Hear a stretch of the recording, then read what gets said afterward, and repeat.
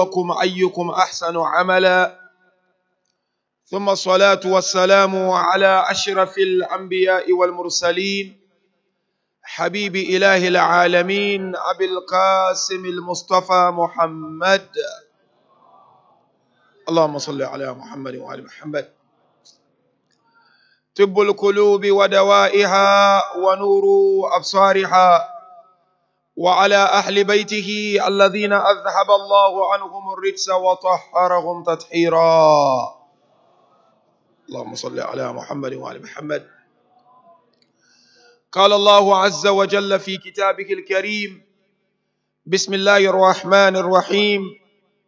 حتى إذا جاء أحدهم الموت قال رب ارجعوني لعلي أعمل صالحا فيما تركت. قال كلا إنها كلمة قائلها ومن ورائهم برزخ إلى يوم يبعثون. آمنا بالله صدق الله العلي العظيم. صلوات. اللهم صل على Muhammad. For the love of Aba Abdullah al-Husayn, with the loudest of our voices, sallu ala Muhammadin wa ali Muhammad. Allahumma salli ala Muhammadin wa ali Muhammad. For the love of Imam Sahib al-Asr wa Zaman, sallu ala Muhammadin wa ali Muhammad. Allahumma salli ala Muhammadin wa ali Muhammad. Assalamu alaikum wa rahmatullahi ta'ala wa barakatuhu. First of all, we thank Allah subhanahu wa ta'ala for giving us this opportunity to remember our beloved mother, to some of us grandmother, and to some of us friend or auntie. 1 year after she departed from this world, which is dominated by materialism. And I humbly and kindly request you, mu'mineen and mu'minat, before I commence with my majlis of tonight, to raise up our hands and to recite Surah Al-Fatiha for Marhuma Shirinbai Shira Ali Jan Muhammad Bhogadia, the daughter of Mullah Ala-Din Bai Bimji. Al-Fatiha. Bismillahirrahmanirrahim. Alhamdulillah Ar-Rahman Ar-Rahim Maliki Yawmiddin. Iyyaka na'budu wa iyyaka nasta'in. Ihdina as-siratal mustaqim. Siratal ladzina an'amta 'alayhim ghayril maghdubi 'alayhim waladdallin. The verse I've just quoted from Quran is Quran 23 verse 99. This verse talks about Barzak. And according to our scholars, it is one of the proofs of Barzak, where Allah Tabarak wa Ta'ala mentioned, حتى إذا جاء أحدهم الموت قال رب ارجعوني لعلي أعمل صالحا فيما تركت. Allah Tabarak wa Ta'ala is saying, you see them okay with their lives until death comes to them. God says when death comes to one of them, that is the time the person will wish to be given another opportunities to do kari khair. But the ayah is saying, when you wish that you'll be given the opportunity to do amal salih, the response will be, kalla innaha kalimatun qailuha. Kalla, it's impossible. It's just a wish that you have. But you should know that وَمِنْ وَرَائِهِمْ بَرْزَخٌ إِلَى يَوْمِ يُبْعَثُونَ. That after this death, there will be barzakh. And you will remain in barzakh until the day of Qiyamah. So now, departing from this ayah of Quran, our topic of discussion, as you know, for this afternoon will be to look at the events during Barzakh. And the examination will be of the following stages. The first stage, we will look at Barzakh literally and technically. And then the second stage of the examination, we'll look at what actually happens in Barzakh. And then the last stage, we'll then look at ways and means of maximizing the opportunities of Barzakh to trigger Allah's ample or unlimited benedictions or mercies. I know Muslims, Shias, or even human beings in general, we don't often want to have discussions about death. Sometimes people, when you discuss about death, they'll look at you and say, I don't believe in this. My God is so merciful. Why are you scaring me? But we tend to forget that Allah is Ghafoor, and at the same time Allah is Azizun Zuntika. So merciful, there is no doubt about that. It's not negotiable.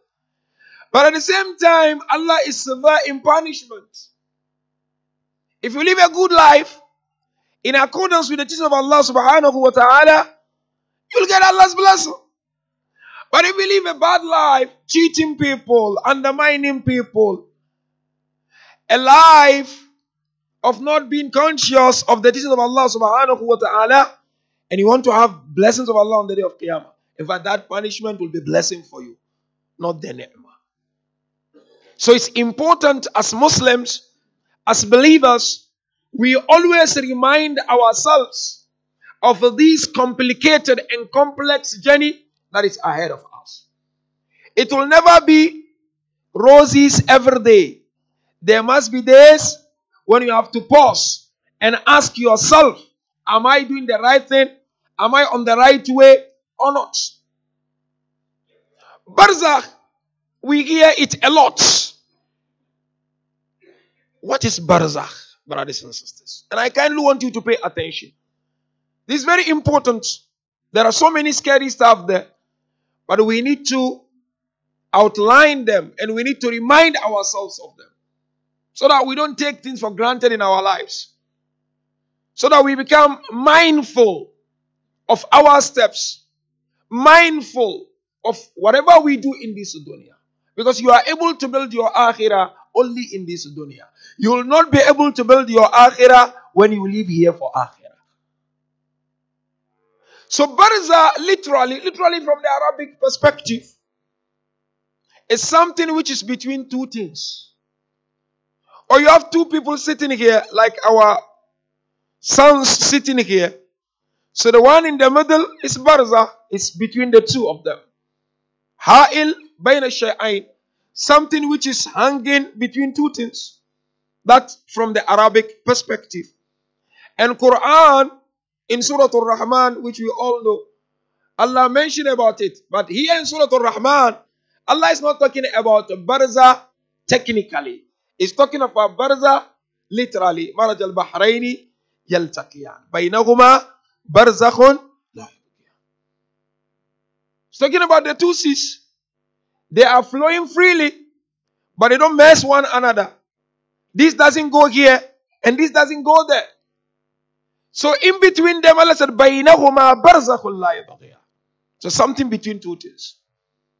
The same way you look at the ayah of Quran, Surah Al-Ghafir, verse 20, 21, 11, 10 to 11. Allah Tabaraka wa Ta'ala also mentioned that. وَجَعَلَ بَيْنَهُمَا بَرْزَخًا وَحِجْرًا مَحْجُورًا. Talking about the sweet water and salty water. So Allah says between the sweet water and the salty water, there is barzakhan and hijran mahjura. There is something between the two. And because of this thing which is between the two, they don't meet. Each going its direction. But when you come to the technical perspective, what do I mean by technical perspective? from the Islamic theology, because discussion of Qiyamah is a theological discussion. That is why when you look at our aqaid, our theology, the last session is about Qiyamah. And it's a very complex discussion, as I mentioned earlier on. What is Barzakh? There are so many definitions of Barzakh from the theological perspective. The first definition of Barzakh, according to some scholars, is Alamul Arwah. It's the world of souls. But here, I'm not talking of the world of souls that we were in before arriving in this world. When scholars said Barzakh is the world of souls, it simply means the life of a Barzakh is only with souls and not this body. This physical body will not be there in Barzakh. It's so only and only your soul. This physical body will come back on the day of Qiyamah. That's why some scholars said Barzakh is nothing but Alamul Arwah. The second meaning of Barzakh, which some scholars said is Muqaddima li Yawm al-Qiyamah, is an introduction to the day of Qiyamah. In other words, if you truly want to understand the Qiyamah, then try to understand Barzakh. Yes, Qiyamah will be extra large Barzakh, but it is an introduction. It is a step towards Qiyamah. That is why you find beautiful teaching of our beloved Prophet. Said whoever dies is Qiyamah has begun. Yani the moment you are gone, you buried. But rest assured, your Qiyamah has started in earnest. But now when we go to the traditions of Ahlul Bayt alayhimus salam, our beloved Imams, especially Imam Ja'far al-Sadiq salawatullahi wa salamuhu alayhi. Allahumma salli ala Muhammad wa ala Muhammad. Imam explained to us what Barzakh is all about, mu'minin and mu'minat. You know what Imam says? He said, Al-Barzakhu al-Kabru wa alamul ikabi wa thawabi bayna ad-dunya wal-akhirah. Imam Ja'far. Imam said, Barzakh is nothing but Qabr. It's nowhere, it's Qabr. That is why you are told the moment you get there, your Barzakh has begun. And Imam said, Barzakh is nothing but alam al-thawabi wal-iqab bayna dunya wal-akhirah. It is the world of chastisement, punishment, and the world of rewarding between dunya and akhirah. Now look at Quran. Quran tells us what Barzakh is all about. And you know, in Barzakh, according to some traditions, some may remain in punishment in it until the day of Qiyamah. And some may have some part of it punishment, which I will outline or explain. And some certain state, they will get the forgiveness of Allah before Qiyamah. And some, because of the heaviness of their sins, Barzakh even is too small to take off all the sins until they get to Jahannam on the day of Qiyamah. So the first ayah is the ayah I quoted earlier on, which sensitizes us on Barzakh. That you don't want to die. You realize you're going, and it happens to all of us. Now that I'm going, I want to give the money. I want to do kare khair. I want to do charity. Allah said, no, it's done. It's over. You're going to be in Barzakh until the day of Qiyamah. Another proof of Barzakh in Quran is Surah Yasin, verse 25. That's 36. 25. Mu'min Ali Yasin. Some said it was Habibul Najjar, and some other scholars have different opinion. Inni amantu bi rabbikum fasma'u. Qila dukhuli li jannah. Qala ya layta qawmi ya'lamun bima ghafara li rabbi wa ja'alani. He's talking about Barzakh. Because his people killed him. When they killed him, he began his life of akhirah. Said, Ya layta qawmi ya'lamun. I wish my people knew the forgiveness I've obtained and received from my Lord. Where were the people when he died? They were still alive. So he got that Jannah in the life of a Barzak. And as Allah said, that is why Allah said, وَمَا أَنزَلْنَا عَلَىٰ قَوْمِهِ مِن بَعْدِهِ, to tell you that those people were alive. Because after him, Allah examined them with severe chastisement. So this ayah is also telling us about Barzak. That Barzak is there. It's either you prepare for it or you fold your arms, do nothing. It will be there waiting for you. Look at one beautiful tradition from our beloved Chief Imam, telling us that Barzak is there. You know what Imam Jafar said? Beautiful riwayah. He said, إِذَا زُرْتُم مَوْتَاكُمْ قَبْلَ طُلُوعِ الشَّمْسِ سَمِعُوا وَأَجَابُوكُمْ وَإِذَا زُرْتُمُوهُمْ بَعْدَ طُلُوعِ الشَّمْسِ سَمِعُوا وَلَمْ يُجَابُوكُمْ. Allahu Akbar. Allahu Akbar. Imam Jafar said, when you visit your marhumin, which some hardly do, but Allah, if you know what is in visitation, you will always wish to visit your marhumin. Imam Jafar said, if you visit them before sunrise, they will hear you and respond to you. But if you visit them after sunrise, meaning after sunrise, they will hear you, but they will not be able to respond to you. Tells you when to visit. But this riwayah is just trying to inform us that there is Barzak. They are there, they are living. They know who comes, they know who goes, and they will wish you come and spend more time with them. And that is why one tradition mentioned, if not, because of the attachment of this physical body to our soul, we would have all been shown or seen Barzak and what happens to people in Barzak. The reason as to why you don't see, I don't see, is because of this physical body. But people in Barzak, there's nobody, is soul. That is why they meet each other and they recognize and remember each other, according to the wire. Our problem is this physical body. Our problem is this material. Now question. And I kindly want to pay attention to this. What happens there?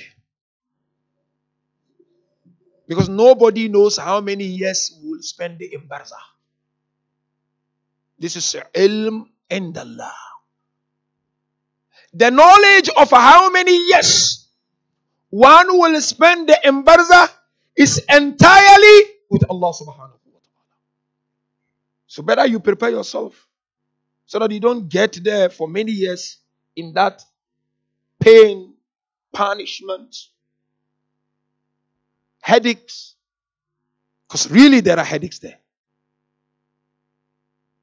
No, Allah Ghafurur Rahim. But you cheated people. You took them to court. You had money. You paid your way out. Will Allah leave them alone? You betray people. How many people you offended in your life? Allah is Ghafurur Rahim, no doubt. It's not only about salah. It's not only about fasting. It's not only about zakat. The relationship between us will destroy us in Barzakh. Will make Qiyamah so difficult and cumbersome for us. It's not easy. You can't live without people.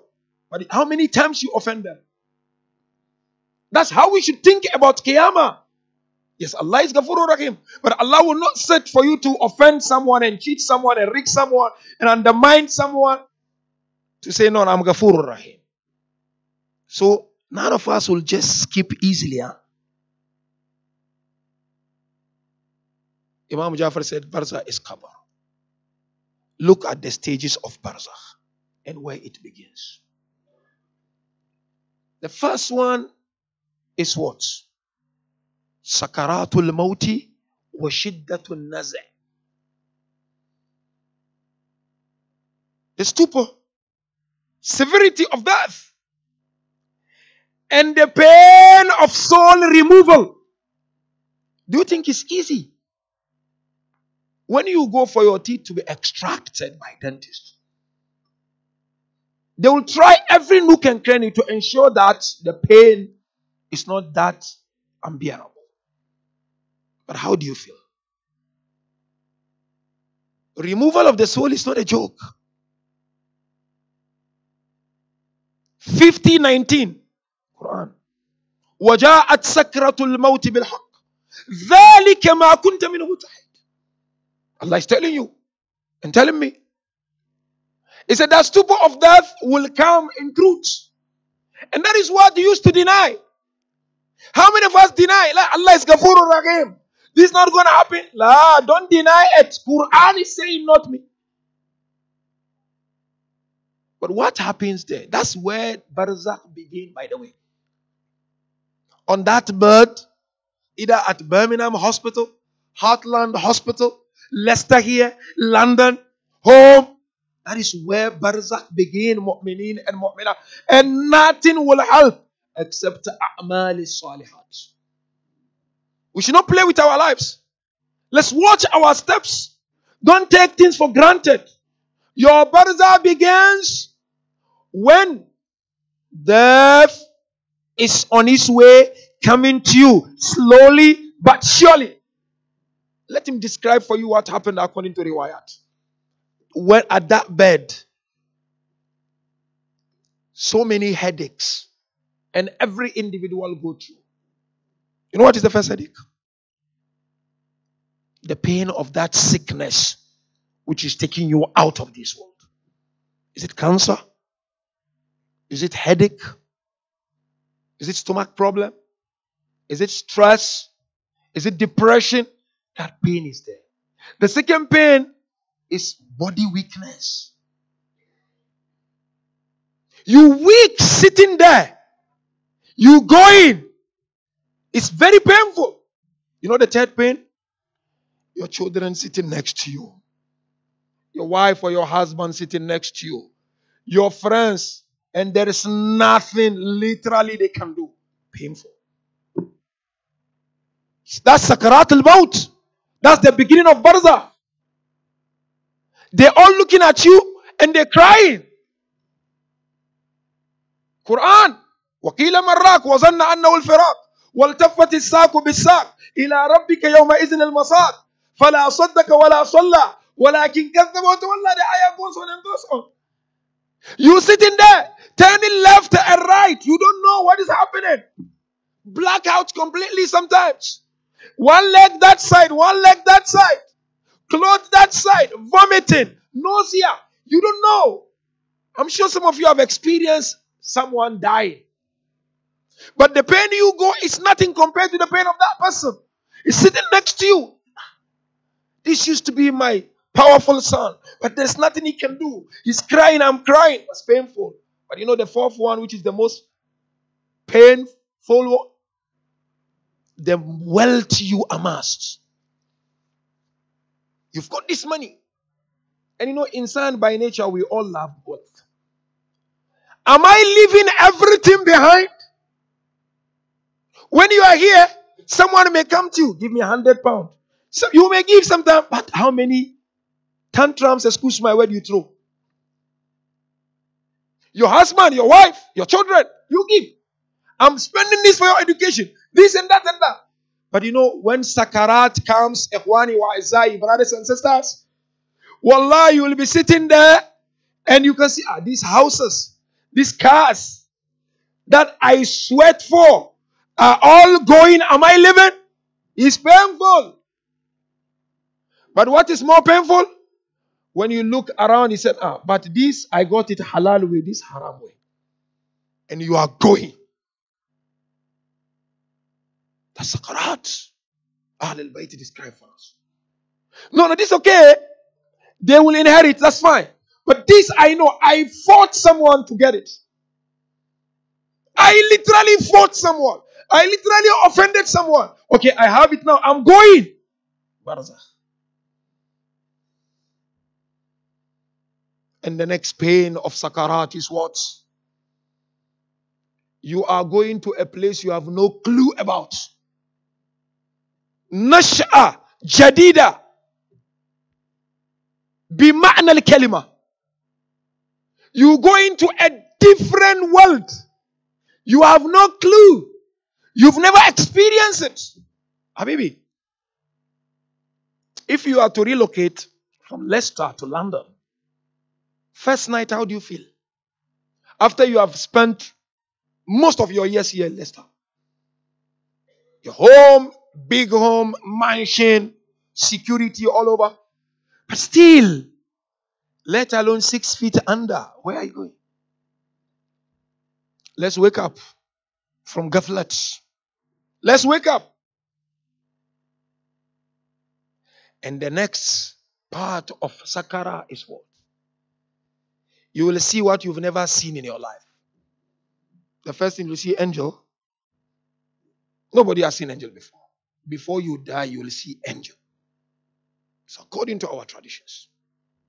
Everybody or everyone will see it. But you will not see them the same. Some you will see the angel very ugly and disgusting. And some will see something beautiful, attractive, glamorous. Depending on your a'mal. إِلَّا مَنْ أَتَى اللَّهَ بِقَلْبٍ سَلِيمٍ. Except the one who goes to Allah with healthy hearts. Clean hearts.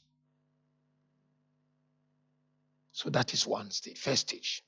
Let's go to the second stage. Barzak. It's wahshatul kabri wa gurubati.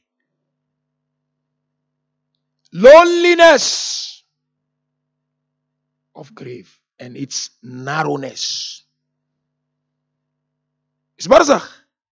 That's why you're going to live your life until Qiyamah. The soul may be going up and down all over, but that's the house. So the second stage of Barzakh, loneliness.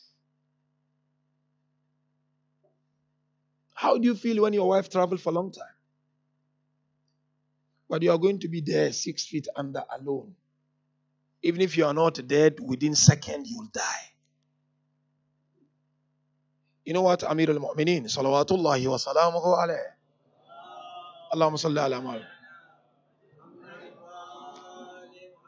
Ahsant habibi. You know, Allahumma salli ala Muhammad. Salli ala Muhammad wa alam. You know, Imam Amir al-Mu'mineen mentioned, ما بعد الموت لمن لا يغفر له أشد من الموت. Imam said, what is after death? To the one who is not forgiven by Allah is worse than the death. It's worse. Just Sakarat we've discussed. Amir said it's worse. And this reminded me of a tradition. Somebody came and asked Imam Jafar. But this Barzakh is what punishment? Imam Jafar said, Inna bayna dunya wal akhirah alfu akaba ahwanuha wa aysaruha al-maut. Imam Jafar said, between dunya and akhirah, there are 1,000 pains and punishments. The softest of all is death. Since death is the softest. Loneliness. It's not easy, brothers and sisters. Wallah, it's not easy. To be left alone there. And if you are not a good person, then it becomes worse. That's what one tradition mentioned. First night when you bury your loved ones, go back and stay there. Spend so many hours there, asking for forgiveness on behalf of that person. Don't go with people. We have tradition like that from Ahlul Bayt. Don't go with people. Stay there. But you know very well, from loneliness, which I will come back a little bit, you go to Dogda, Fishar. And from Fishar, then you go to Su'al Munkar wa Nakir. These are all Barzakh. And that's it. Then it stops there. If you are in punishment, it continues up until. If you are in good, it continues. It doesn't mean that Fishar happened once and that's finished. La la la la la la. It can continue. But now let's look at the loneliness first. Allahu Akbar. Allahu Akbar. You know, our beloved Sif Imam mentioned in the tradition which we implement always when we take our loved ones to graves. Imam says, when your loved ones leave this world, don't rush them to their grave, because لِأَنَّ لِلْكَبْرِ أَحْوَالٌ عَظِيمًا, because Qabr has some heavy stuff. Then Imam Jafar said, when you go to cemetery, when you get closer to the grave, stop, be patient, don't rush them there, because it's not easy. Then Imam said, after that step, go one further step, stop there, just be patient. Don't rush them, because Qabr is not easy. Then Imam said, for the third time, then you put them inside. This riwayah, or what we do, is just an indication that Qabr is not easy. To begin your life of a Barzak is not a joke. That is why we have beautiful dua from our beloved fourth Imam. Said, Allahumma salli ala Muhammad wa ala wa ja'alni wa ikhwani bika mu'minin wa ala al-islami thabitin wa li fara'idika mu'ayyidin. Then Imam said, وعند مؤاينة الموت مستبشرين وفي وحشة الكبر فرحين. Imam Abdin used to make dua. Said, Ya Allah, strengthen us with this deen and grant us the tawfiqat to establish our wajibat. And Ya Allah, make it easy for us to rejoice when death comes to us, and make us happy during wahshatul qabr. It's a reality. Nobody can skip it except those who are mindful of it in this dunya. And what do we do according to traditions of Ahlul Bayt to maximize the blessings of Allah for that loneliness? Wahsha, you know what is wahsha? Horror. Horror. How many of us watch these films of horror films? Some cannot sleep when they watch it. Wahsha means horror. How do you maximize it? One, true. Underline the word true.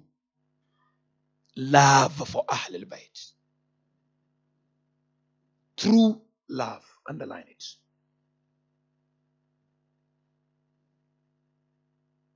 Imam Jafar taught us, ما شيعتنا إلا من اتقى الله وأطاعه وما كانوا يعرفون إلا بالتواضع. They are not my Shia, except those who are conscious of the teachings of Allah and they are humble wherever they are.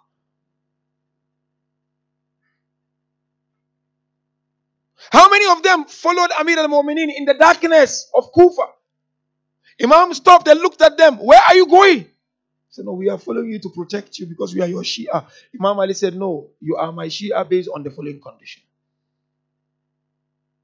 Sometimes when you are to rise up, you find it difficult on account of doing a lot of namaz sharp. And your lips are always dry on account of fasting. And Imam is trying to say, our Shia, they are not people who just talk, they are Shia. They have reached that highest level of self-purification. So that's one. And Riwayah makes it very clear, where Amir al-Mu'minin was told, Bashir wa Abshir. Where I said, Abshir wa Bashir. فَلَيْسَ عَلَى شِيئَتِكَ خَسْرَةٌ إِنْدَ الْمَوْتِ. Said, rejoice and give glad tidings that there is no loss and pain and regret for your Shia during death. But Shia doesn't mean we are Shia and that's it, finished. No. It's not easy. It's easier said than done. I am telling you, brothers and sisters. Believe me or not. Yes, you are Muwali, you are a lover, you are a follower, that's fine. Shia like Salman al-Farisi. Shia like Maitham al-Tammar. Shia like Hijr ibn Adi al-Kindi. La, Khwani wa Izai, we need to get serious. Maybe yes, literally we are. But istilahiyan, lasna bi Shia. We're trying to become Shia. That's why I'm giving an example of the companions of Ahlul Bayt. Isn't it somebody came to Imam Jafar? He said, I am your Shia. Imam said, if indeed you obey what we say and implement, then you are our Shia. Otherwise, don't add to your sins more sins, because you are claiming positions you do not deserve.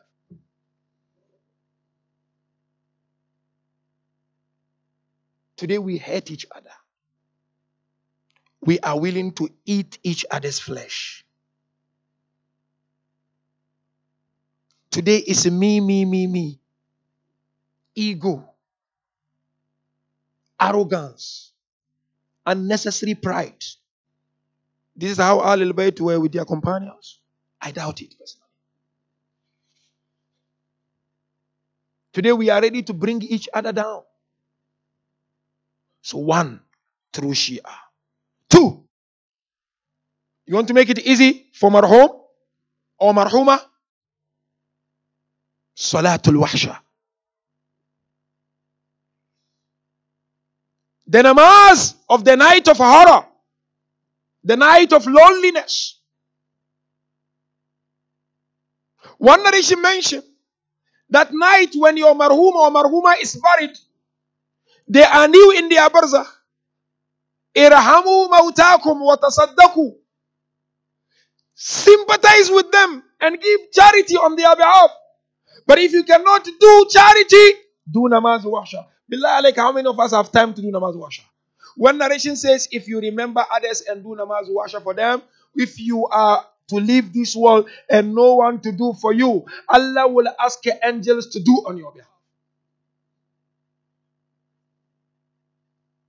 How many of us do it?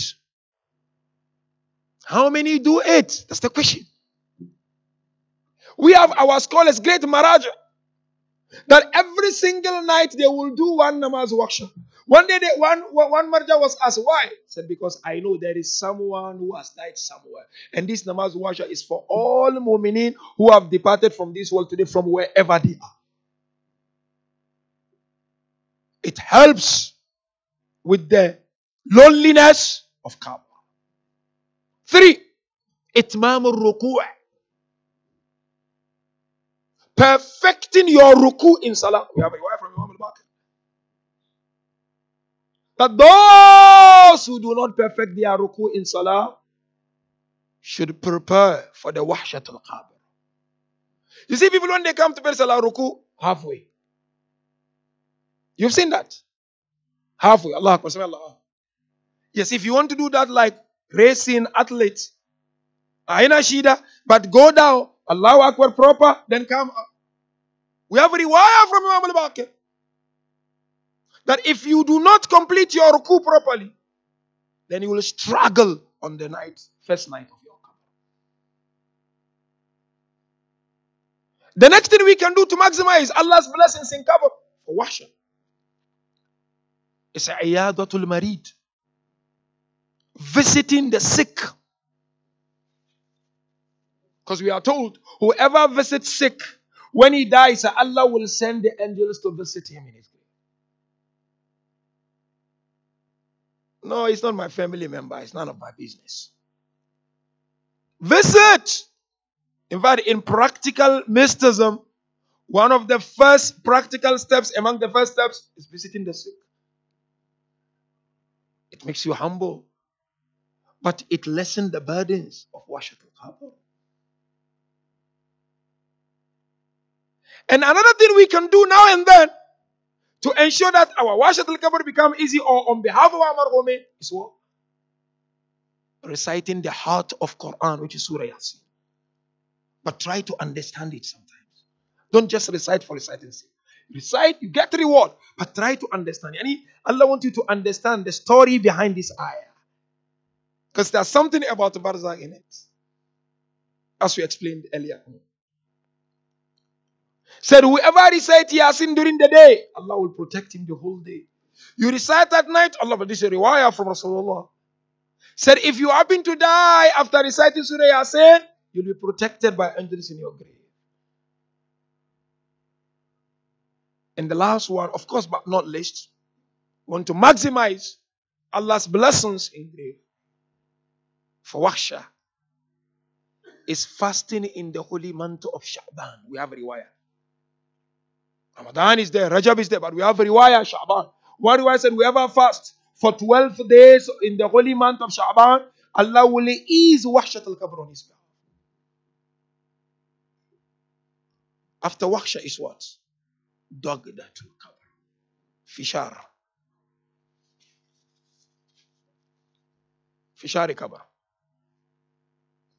Pressure, pressing. You know how the narration described? A person is going to be pressed, squeezed. Some narration mention you'll squeeze such as then bones will be shown. You cheated people. You lived life full of lies. Your life is questionable. You come to the mosque, you look holier than thou.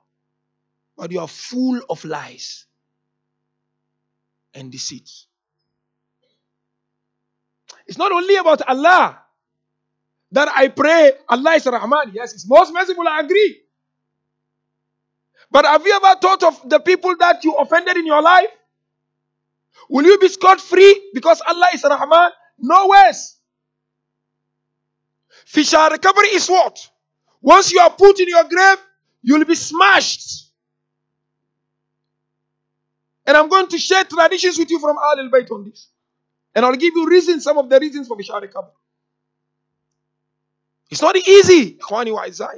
You would expect Muslims to be the most humble, the most responsible, wherever they are. But it's the opposite. You know, one companion of our beloved Sif Imam looked at Imam. He said, Ayuflit Ahad? Allahu Akbar. Min Bhogadia al-Qabr. Is there anyone who will be spared of the Fishar? Imam said, Killa. Few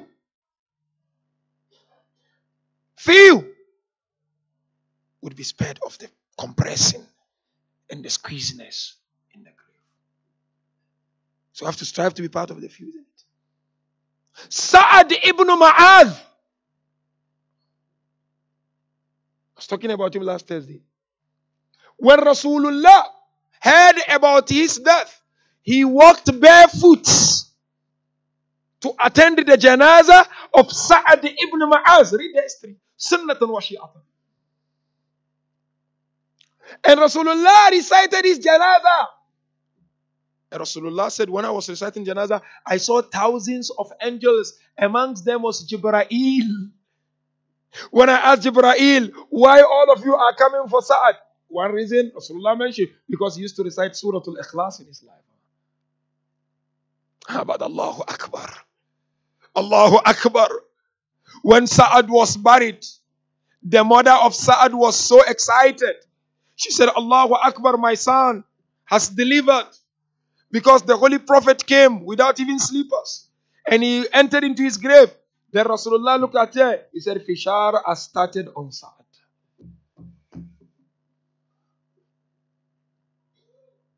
Mother said, you are this. And Rasulullah explained one of the reasons why Sa'ad was receiving Fishar, because he wasn't good to his wife. He was terrible husband to a certain extent. The wife forgave him. But he was top notch.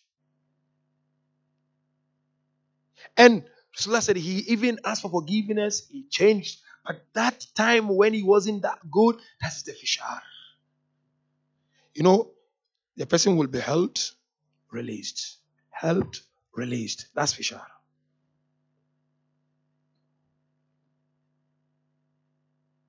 And one narration mentioned, there are things if we do, be rest assured, there will be Fishar in your qabr. One, gossip. Namima. Gossip. Having two faces and two tongues.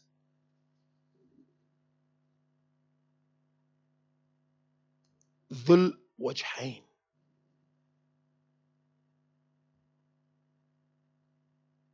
He talked to you like behind you something else. Be ready for fishar. This is not joke. It's not a joke.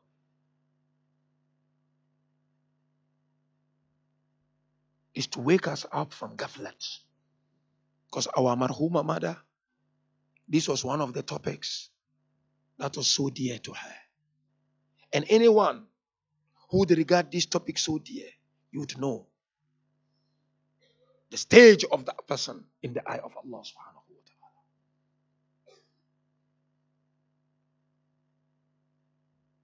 ta'ala. Now, second thing, which of course the riwayah clear. If you are terrible wife or terrible husband, forget it. Wallahi.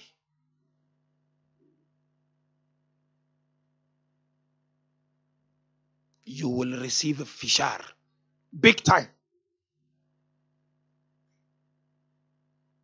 Careless husband, careless wife.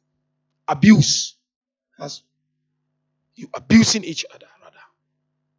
Narration mentioned, you will receive it in the grave before Qiyamah. And you know, Imam Jafar says, some will receive it continuously until Qiyamah.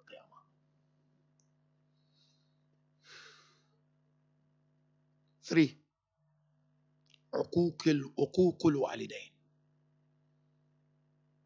Disobedience to parents. Fishar. Allahu Akbar. Today, look at our community. Some when they reach that level, masters, PhD, their parents are trash. Excuse my word. Because they don't have that education. But they made you who you are.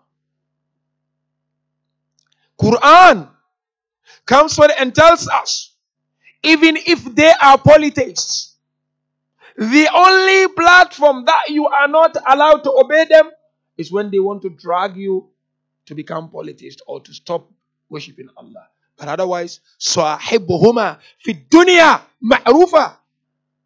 Befriend them in kind or with kindness in this world.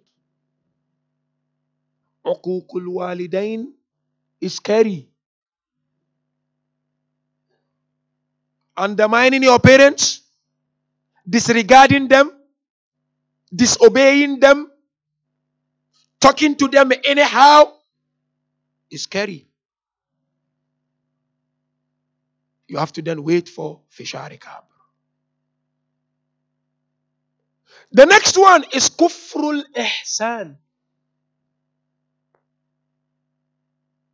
When you become ungrateful to a blessing done to you, to a favor done to you. Somebody helps you out, but you're still ungrateful. Fishar kabr. And the last one, but not least, of course, the list can go on and go on. Al-Baghyu ala nasi.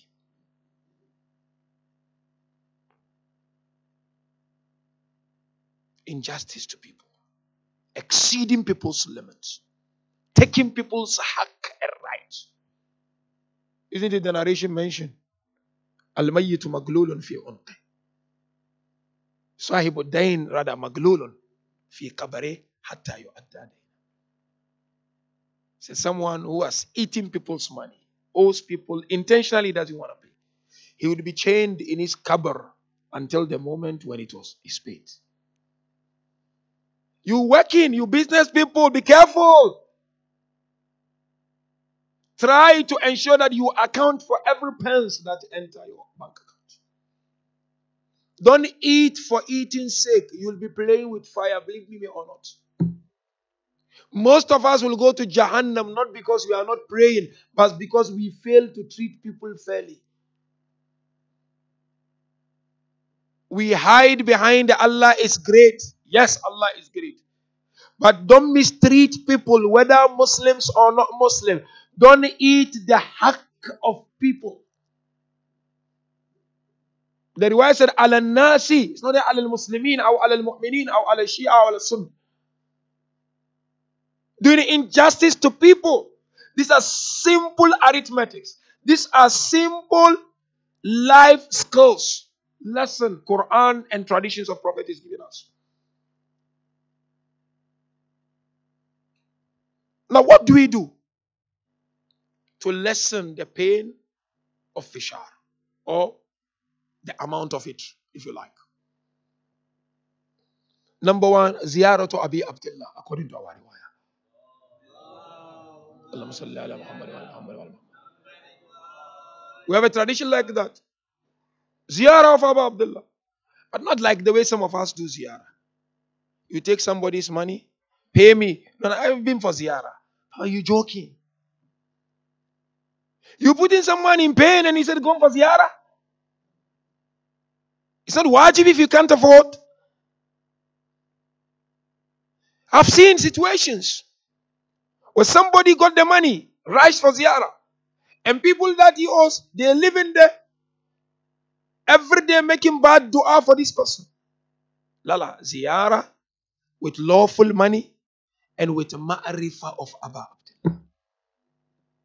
What is ma'rifah of Abu Abdullah? When I come back, my characters, the bad ones, must change. Not you go, you come thinking everything is okay. So that's one, ziyarah. Not to belabor the point. 2, Salatul Layl. You know, we have one tradition, but this tradition is talking about levels of ma'rifah. He is not our lover and follower. I said it's not part of Ahlul Bayt. It's the riwayah. Who does not wake up for namaz sharp. It's a high level. Because we have different categories of Shias, isn't it? Or lovers of Ahlul Bayt. You want fishar to be okay? Allama Tabatabai said, when I went to Najaf to study, I met my teacher, Qadi. Said, Qadi, he gave me just one piece of advice. He said, if you want to dunya, alayka bi salatullah. If you want to akhirah, alayka bi salatullah. You know, one narration of Amir al-Mu'minin said, how do you sleep at night like an animal? Excuse my word. She said, how? She said, you just go sleep and then you wake up the next day. Allah, some even pray Fajr 7 a.m. Salatul Layl, namaz shab. And the Rama begins from midnight up until Fajr. But the closer the time to Fajr, the better. It also will help us, if not to escape from all the fishar, little bit of fishar. The third one is what? Hajj. But this tradition says whoever goes for Hajj, that's the tradition I read, Allah will lessen the fishar coming on him. But that also, you don't go and come like the way some of us do. It's ticking the boxes. You see, oh, you know, I've done 20 Hajj in my life. You know, people, they feel good. It's okay. But have you changed? Has that Hajj changed you? That's what is important, isn't it? And when I was looking at this tradition, trying to digest it properly, so I realized that no, it's trying to say, you know, because Hajj, when you go, is to change you to become better human being. So if you can go at least for 4 times, then you become super better human being. And the last but not least, to lessen fishar recover, sprinkling water on the grave of a person.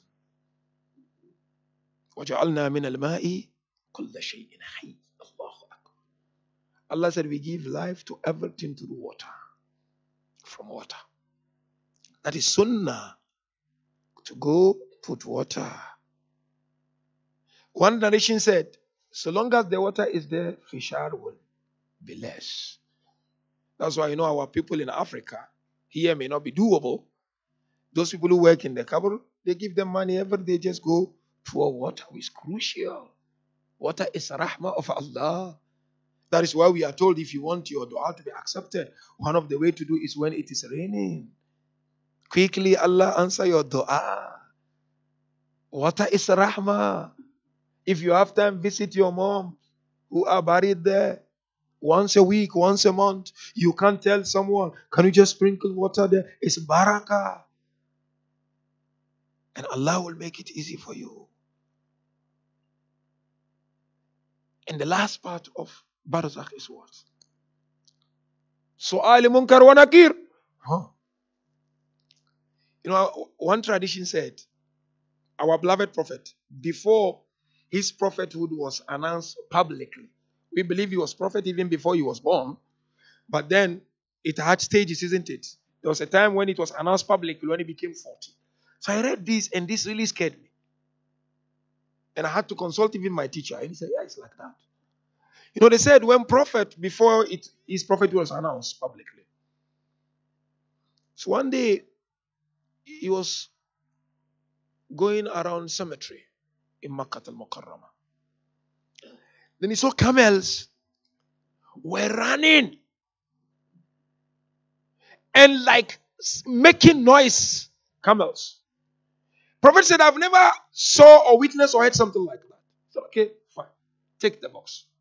He said, when I became a prophet, one day Jibreel came to me and I asked Jibreel, before my prophethood was announced publicly, I witnessed this. What is the reason for this? He said, the adhab of a qabr to any marhum. Inshallah, all our marhumin, inshallah. All creatures of Allah here except the ins and jinn. Said those camels you see going like that, they are hearing the punishment of a particular grave. Except the ins and jinn only.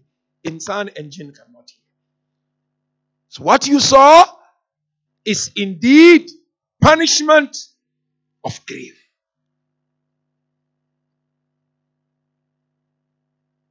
Munkar wa nakir. What are they coming to do? You know. But there is no bargain there. It's how you live your life here in this dunya. It's not about the levels of your Arabic understanding. It's not about you are from a prominent family or you are from a prominent community. It has nothing to do with that. It has to do with the amalus salih. Good deeds and good action. Otherwise you will stammer. You'll be stuck. You will not be able to answer. Believe me or not. You will not be able to answer. For you to be able to answer, إِلَّا مَنْ أَتَى اللَّهَ بِقَلْبٍ salim. You have to go to Allah with a healthy soul. And one narration mentioned, when Munkar wa Nakir are coming, you the one in the grave, you'll be hearing like the entire world is tearing apart. They are coming to ask you basic and simple questions. Who is your Lord, isn't it? What is your Aqidah, for instance? But the answer is dependent on how you departed. Otherwise, it will be difficult. So therefore, brothers and sisters, we need and we must prepare for our akhirah. We can only build our akhirah in this dunya. And you know, after Barzakh, there will be death before Qiyamah. Quran said, رَبَّنَا أَمَتَّنَا اثْنَتَيْنِ وَأَحْيَيْتَنَا اثْنَتَيْنِ. Allah, you are the one. You gave us 2 life and 2 death. Then we confess and recognize our sins. فَأَلْ إِلَى خُرُوجٍ مِّن سَبِيلٍ. At the end of the ayah. Is there any other way out? So one life this dunya, then you leave this dunya. You go to Barzak. There is life there. After Barzak, you go die. You go to the life. But the death is different. There is no ghusl, dafan, kafan, isn't it? It's only the body that will be brought back by Allah Tabaraka wa Ta'ala, and then Qiyamah will start. So Hayatun Barzakhiyya in short is like this, mu'minin and mu'minat. But you see, Allah is so merciful again. If we those who are alive will constantly remember our marhumin with sadaqah, with ibadah, with charity, Allah will make it easy for them. But the most important one, I repeat, is if they took people's haqq. That's the first thing we need to make sure we sort it. And then whatever is between them and Allah, when we try, Allah will help us. And lastly, narration mentioned, every Thursday night, some say Friday, your marhumin, of course their souls, will visit their houses. Your mother will visit the house she departed from. Your father will visit. Narration mentioned if they will find the people of the house doing some haram, they would cry and say, I wish you know what I'm going through.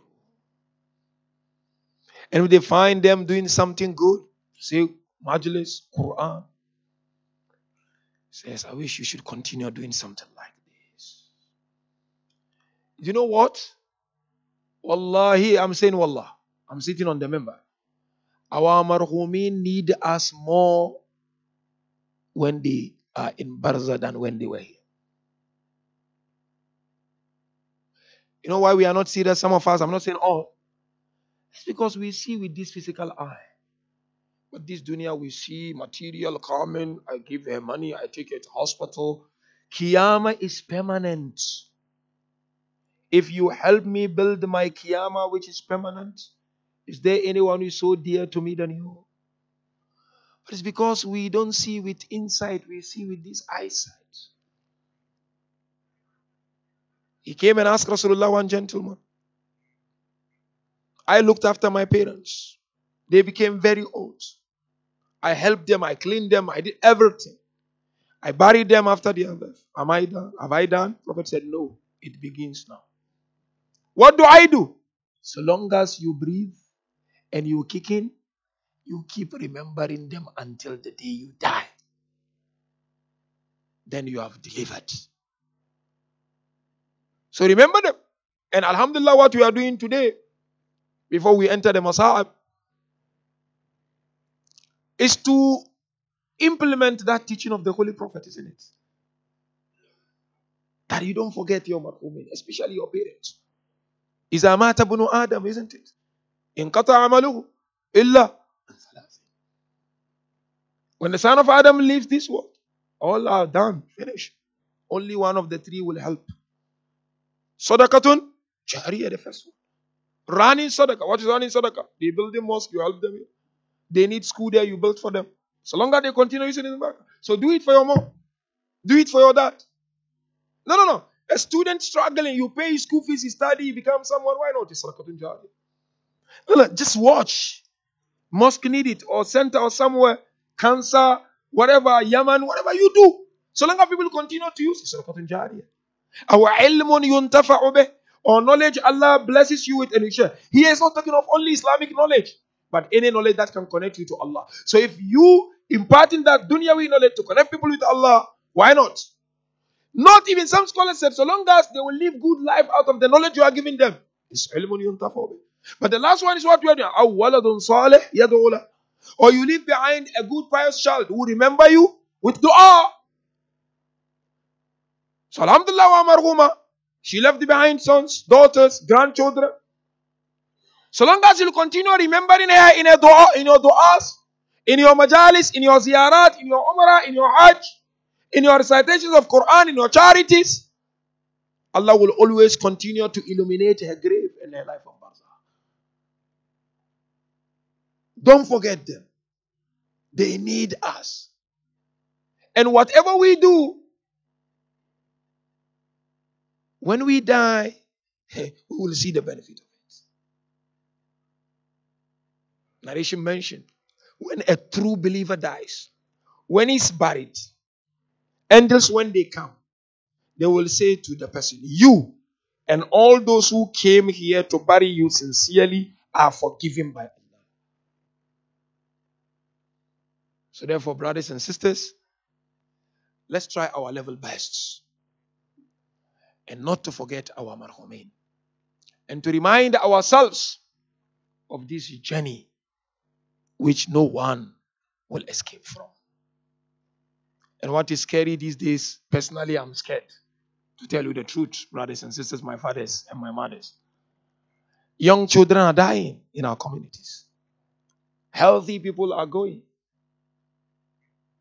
Who knows tomorrow is your day? Be alert and prepare. And as we are in this ayam of Fatimiyah, no better personality to remember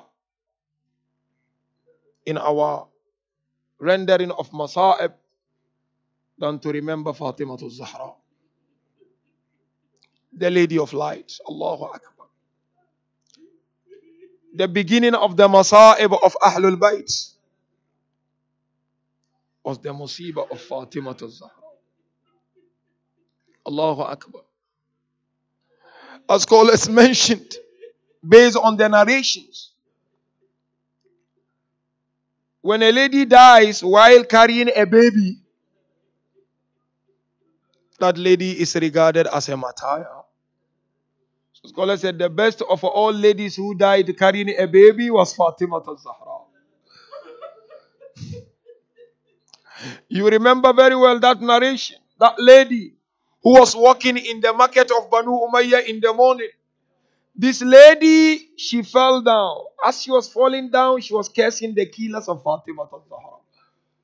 The lady was arrested. Companion of Imam Jafar saw. He rushed to Imam to make dua for the release of the lady. Imam made dua. The lady was released. They brought the lady to Imam Jafar. Imam looked at her. Oh lady, why did you curse the killer of Fatima Zahra when you were falling down? The lady said, oh my Imam, as I was falling down, I realized I was falling on my rib. That was the moment I understood the pain of Fatima Zahra.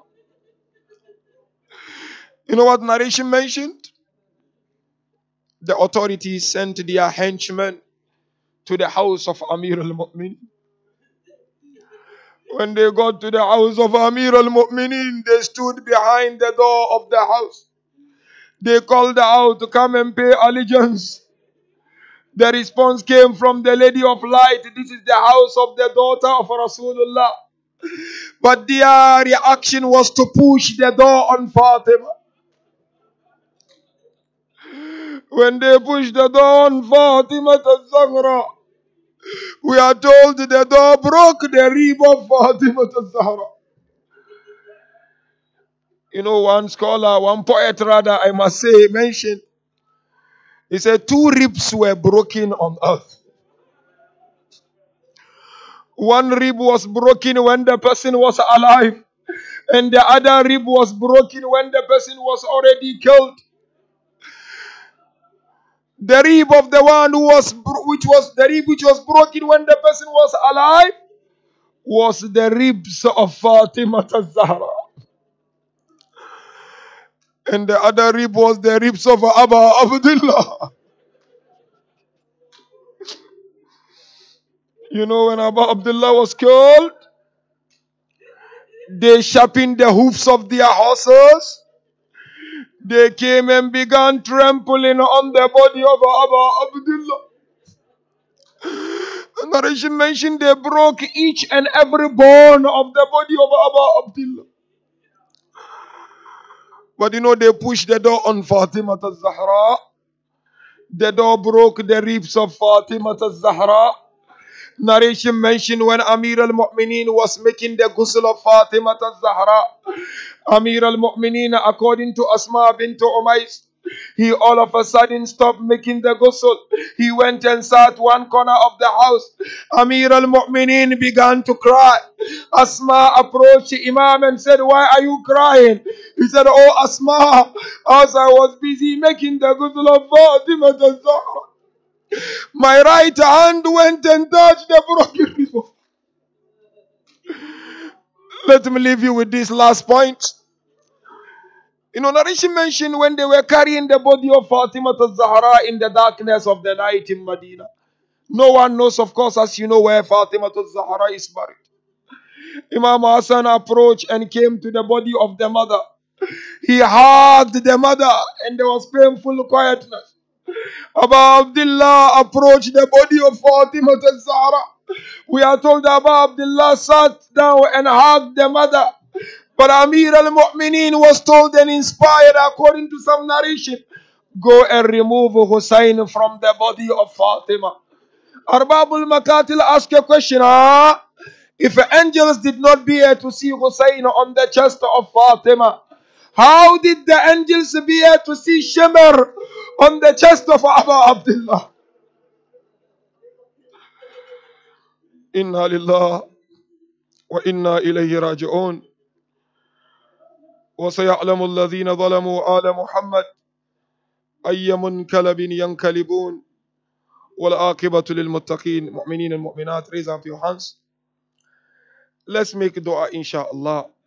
Let's make sincere dua for our beloved mother who has departed from this world a year ago. May Allah tabarak wa ta'ala forgive her and grant her Jannat al-Firdausa.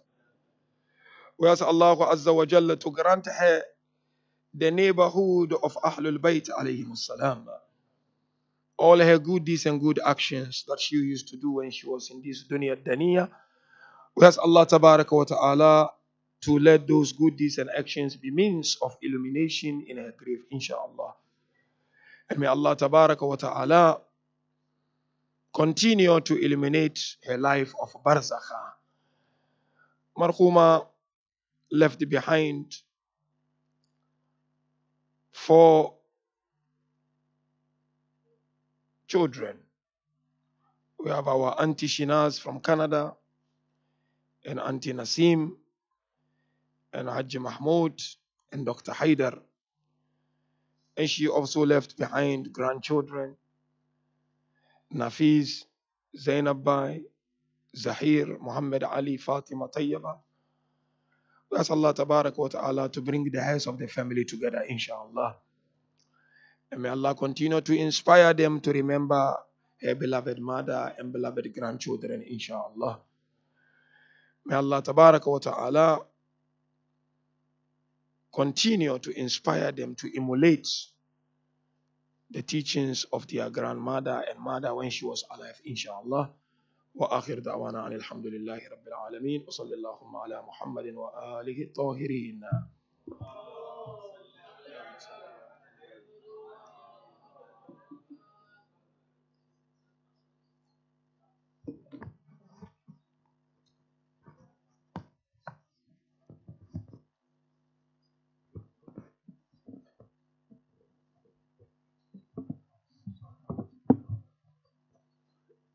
Inna lillahi wa inna ilayhi rajiun.